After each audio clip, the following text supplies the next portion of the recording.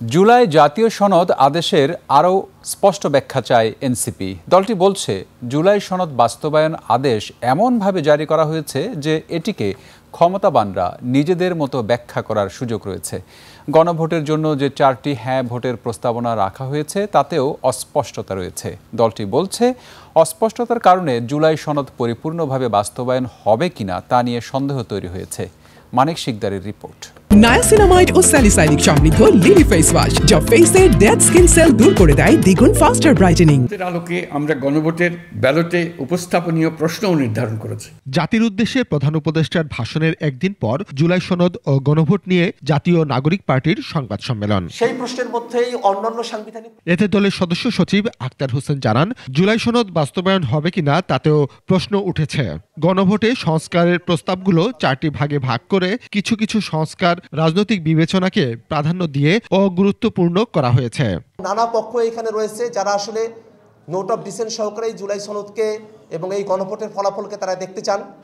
তারা যদি ক্ষমতাপ্রাপ্ত হন সেক্ষেত্রে এই জুলাই সনদে বর্ণিত প্রক্রিয়া সেটাকে ভুলভাবে ব্যাখ্যা করে বা তাদের মতো করে ব্যাখ্যা করে সেখান থেকে নোট অফ ডিসেন্টের যে ইস্যুটা আছে সেটাকেই তারা প্রধানতম করে তোলার সুযোগ তারা পেয়ে যাবেন এই টেক্সটের মধ্য দিয়ে। দলের মুখ্য সমন্বয়ক বলেন, সংস্কার প্রক্রিয়াকে বিএনপি, জামায়াত সহ কয়েকটি রাজনৈতিক দলের মধ্যে ভাগ করে দিয়েছে সরকার। এজন্য হলো বাংলাদেশের মানুষ অবশ্য টের পায় কে কোন দিকে কথা বলে, বয়স যখন কথা বলে, তার লেখা যখন প্রকাশ হয়, কোন উপদেষ্টা কোন দিকে বাড়ি দেয় সেটা আমরা কিন্তু বুঝি। এজন্য আপনাদেরকে বলবো, এসব দুষ্টামি আপনারা বন্ধ করেন। সরকার একবার বিএনপি ও আরেকবার জামায়াতের দিকে হেলে পড়ছে বলেও অভিযোগ করেন এই নেতা। যে বন্ধু, তুমি পথ হারিও না, সোজা পথে জনগণের পথের দিকে হাঁটো তুমি। এবং আমরা এটা বলেছিলাম, সরকার একবার পথ হারিয়ে লন্ডনে চলে গিয়েছিল,